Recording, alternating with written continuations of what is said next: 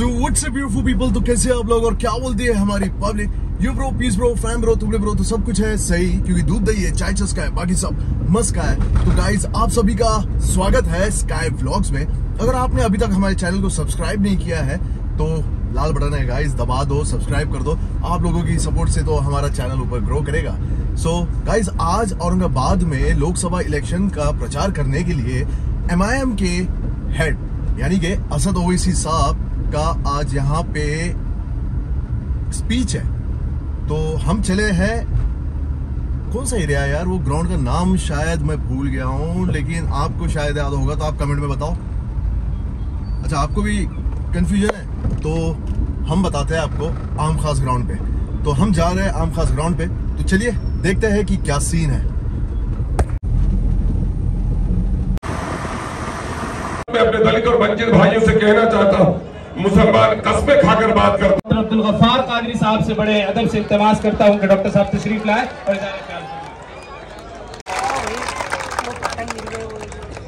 मैं कुछ तो भी बोलूंगा। अगर 2024 में 200% यकीन है कि 4 जून को हम हिंदुस्तान का सबसे बड़ा जश्न यहाँ पर मनाएंगे। सुबह जैसे ही फजर पढ़ के बाहर निकल, नक्को रे बाबा पतंग कोई मारो, अपनी पतंग है, अपनी पतंग को लाओ। अल्हम्दुलिल्लाह मेरे भाइयों, आज क्या वजह है कि 10 ऐसे राज्य हैं जहां से एक भी मुसलमान को टिकट नहीं दिया गया। और ये रुकने पार्लिमान औरंगाबाद, वो सदर महाराष्ट्र मजलिस इत्तेहादुल मुस्लिमीन मोहतरम जनाब डॉक्टर गफ्फार कादरी साहब, वर्किंग प्रेसिडेंट मजलिस इत्तेहादुल मुस्लिमीन महाराष्ट्र, बिहार से तशरीफ लाए बिहार प्रदेश के मजलिस, और एक आदि कांग्रेस। इन 48 में से इन्होंने किसी भी मुस्लिम अक़लियत को टिकट नहीं दिया। अब रहा सवाल नरेंद्र मोदी का,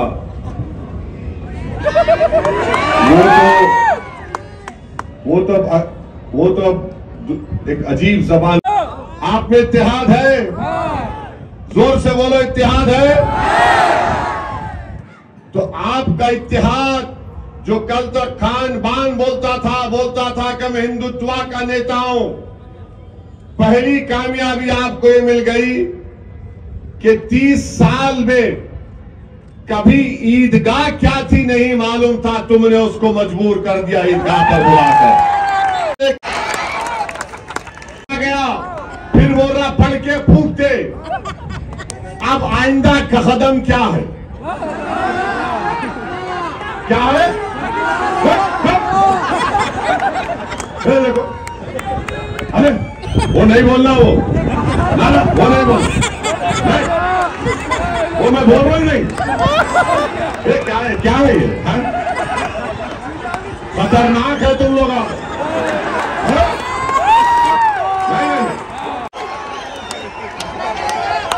नहीं। अरे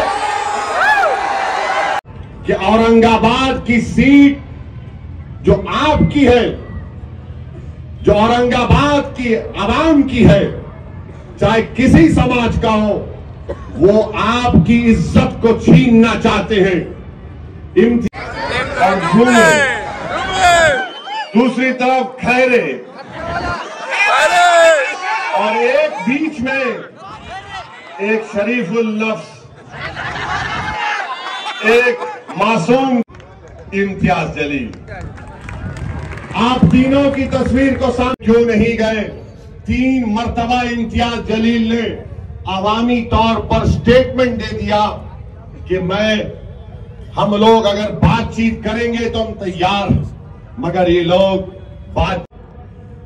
चंद दिन पहले मेरे बाजू एक बहुत बड़े इंडिया अलायंस के नेता एयरपोर्ट पर देखे। मैं एयरपोर्ट की गेट के पास बैठा हुआ था, वो मेरे बाजू आकर बोले, बहुत बड़े नेता उनके, बोले ओवैसी साहब हाउ आर यू? बोलो कैसे? अब मैं बोला ये कहां सुबह सुबह भला बैठूं? बोला साहब एयरपोर्ट जनता का है, पूछना क्या है, बैठो। आप लोग तो जहां नहीं बैठना वहां जाके बैठ गए। बोले क्या मतलब? बोला शिवसेना के बाजू बैठ गए। कर बैठे, बैठ के मेरी बहुत तारीफ किए। आप क्या भाषण देते, मैं दिल में सोच रहा था कि मैं क्या खवाल हूं। फिर बोले आप पार्लियामेंट में दलाइल के साथ तकरीर करते। फिर बोले आपका नया एमपी बेहतरीन स्पीकर है और आप पर बहरहाल बहुत सी चीजें बोले। मैं बोला भाई साहब 5 मिनट में आप मेरी पार्टी के एमपी की मेरी तारीफ करें आप, और आपका ताल्लुक महाराष्ट्र से है। ये तारीफ आप जो कर रहे हैं मेरे को लगता है कि मुनाफिकत है, ये हिपोक्रेसी है। बोले क्यों बोल रहे हैं साहब? बोला आप हमारा इम्तियाज आपको पूछा लो अलायंस में, तो आप लोग बोले नहीं। बोले नहीं वैसी साहब ऐसा है, अगर आपको हम ले लेंगे तो हमको जो है दूसरों का वोट नहीं मिलता, हमको दूसरों का वोट नहीं मिलता। मैं सुन के ताज्जुब कर रहा था इस शख्स को कि अभी बैठकर कह रहा था कि हिंदुस्तान के संविधान को तुम बचा रहे हो, ऐसी तुम बाबा साहेब अम्बेडकर के ख्वाबों को पूरा करने की बात करते, हम तुम्हारी इज्जत करते। मैं सुन रहा था उनकी गुफ्तगू और कह रहे थे कि नहीं वोट नहीं मिलता है, वो फुला हो जाएगा। मुझे भी बड़ी तकलीफ हुई क्योंकि औरंगाबाद में तो इम्तियाज जलील को सबका वोट मिला। इम्तियाज जलील सिर्फ एक समुदाय का नेता तो नहीं है, इम्तियाज जलील को सबने कामयाब किया। खैर वो चले गए, मेरे दिमाग पर एक बोझ सा हो गया। मैं अल्लाह से दुआ कर रहा था कि अल्लाह ये सब बातें मुझे सुनना पड़ता परवरदिगार। तो उतने में मेरे पीछे से एक खातून और उनका बेटा उठकर आए और उस खातून ने कहा बेटे असद।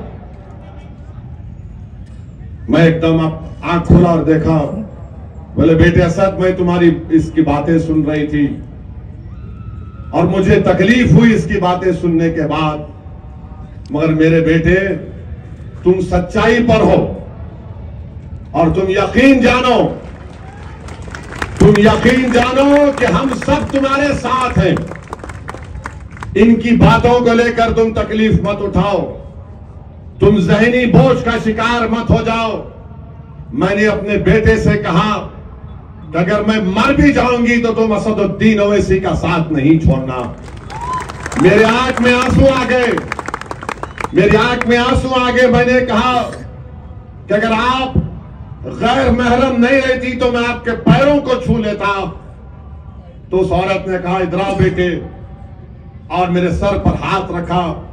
मेरे आंख से भी 2 कतरे आंसू के निकल गए, उस खातून की आंख से बेशुमार आंसू निकलते गए और बार बार मुझसे कहा, मैं इसकी गुफ्तगू सुन रही थी, मेरा कलेजे में दर्द हो रहा था कि मेरे बेटे को बाजू बिठाकर तारीफ भी करके आज वो कह रहे हैं कि तुमको करीब आने नहीं देंगे। मेरे भाई, जब कभी भी मैं औरंगाबाद को आता हूं और दौरे करता हूं, जिनका मेरा उनका कोई रिश्ता नहीं है, जिनको मैं पहचानता भी नहीं, और जब घरों से हमारी मां और बहनें रो रो कर कहती है, ऐसा कहती है कि तुम कामयाब हो गए, जब नौजवान कहता है कि भाई कुछ भी हो जाओ हम तुम्हारा साथ नहीं छोड़ेंगे, ज़ईफ लोग बुला बुला कर बोलते कि असदुद्दीन हस्बुनल्लाह नेमल वकील का विर्द करते रहो, तो खुदा की कसम मैं तुम्हारे दरमियान में खड़े होकर कह रहा हूं, मुझे किसी की जरूरत नहीं है, अल्लाह और तुम लोग काफी हो, अल्लाह और तुम लोग काफी हो। से इतनी मोहब्बत है, मैं जज्बात में लाने को नहीं कह रहा हूं, नहीं मालूम इस जमीन में क्या चीज है कि बहुत यहां पर एक रूहानी सुकून मिलता है। अल्लाह तुम्हारे इस जज्बे को सलामत रखे, डरने और घबराने की जरूरत नहीं है, अल्लाह हमारे साथ है, अल्लाह हमको कामयाब और कामरान करेगा।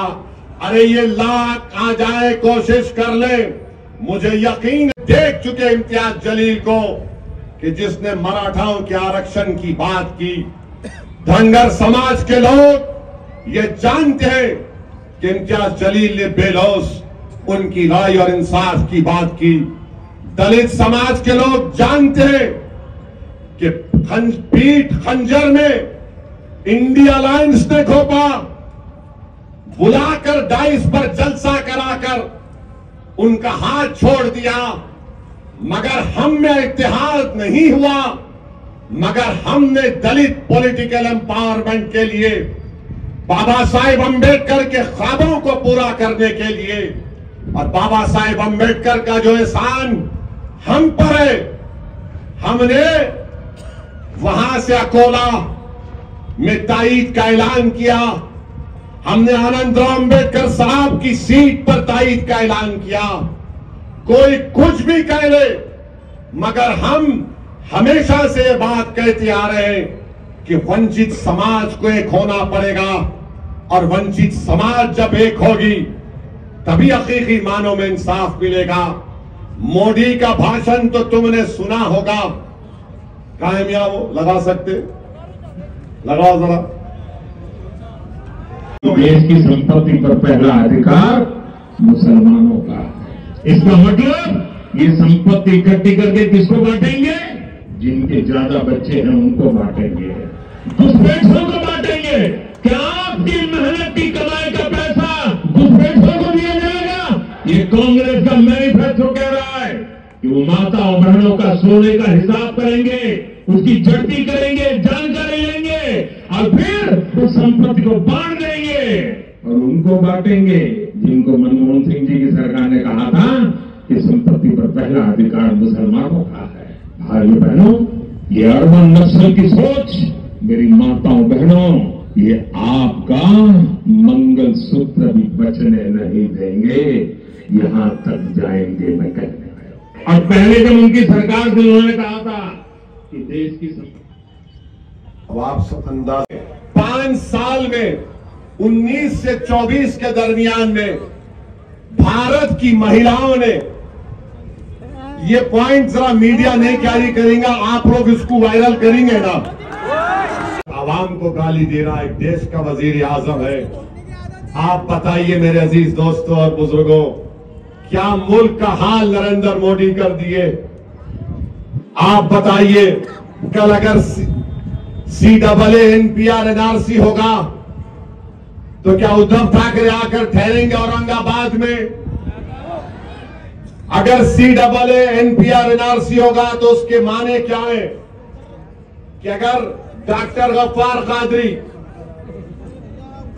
हमारे इम्तियाज जलील और हमारा ये दलित नेता भाऊ उठो,